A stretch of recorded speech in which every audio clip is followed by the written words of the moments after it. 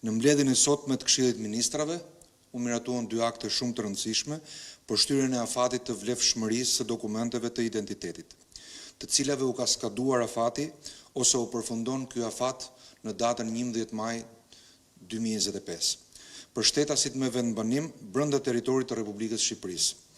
Nga një analizë të dhënave, rezulton se janë një numër i konsiderueshëm shtetasish me të drejtë vote, të cilëve u ka kaluar apo u skadon afati i vlefshmërisë së letër njoftimit elektronik dhe pasaportave biometrike deri në datën 11 maj. Këto janë dokumente të domosdoshme për të marrë pjesë në procesin e votimit.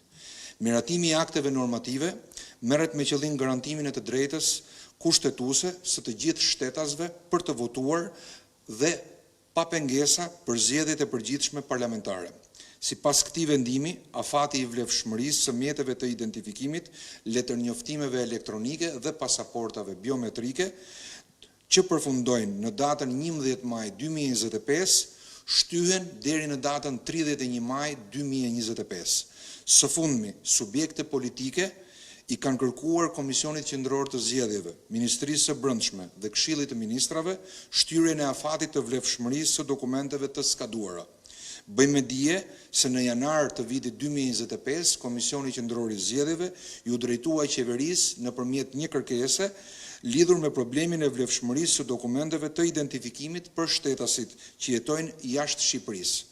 Në shkurt të vitit 2025 u miratuan aktet normative që kishin të bënin me shtyrjen e afatit të vlefshmërisë së kartave të identifikimit të shtetasve në diasporë. Ministria e Brendshme, në bashkëpunim me Komisionin Qendror të Zgjedhjeve, institucionet e varësisë, si Shërbimi i Gjendjes Civile apo agjenci të tjera, kanë ndërmarrë të gjitha masat për përmbushjen e detyrimeve ligjore për të siguruar që procesi zgjedhor i 11 majit të zhvillohet në mënyrë të qetë dhe pa pengesa për qytetarët tanë jashtë dhe brenda kufive.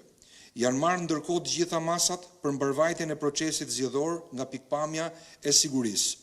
Policia e shtetit do të kalojë në shërbim të përforcuar për të përballuar me sukses procesin para, gjatë dhe pas mbylljes së votimit, duke zbatuar me korrektësi ligjin dhe detyrimet që rrjedhin nga kodi zgjedhor. Duke përfituar nga ky komunikim, dua të bëjmë dije gjithë qytetarët se po punohet intensivisht për të garantuar mbarvajtjen e aktiviteteve të rëndësishme që do të mbahen këto ditë në Shqipëri, të cilat janë Giro d'Italia, që do të zhvillohet nga data 8, 9 dhe 10 maj, si dhe samiti i Komunitetit Politik Evropian, i cili do të mbahet në 16 maj në Tiranë. Kërkoj mirëkuptimin e qytetarëve për bllokimet e detyrueshme në lëvizje dhe qarkullimin rrugor, të cilat, siç kanë nisur të njoftohen, do të bëhen publike nga ana e Drejtorisë Përgjithshme të Policisë së Shtetit. Faleminderit.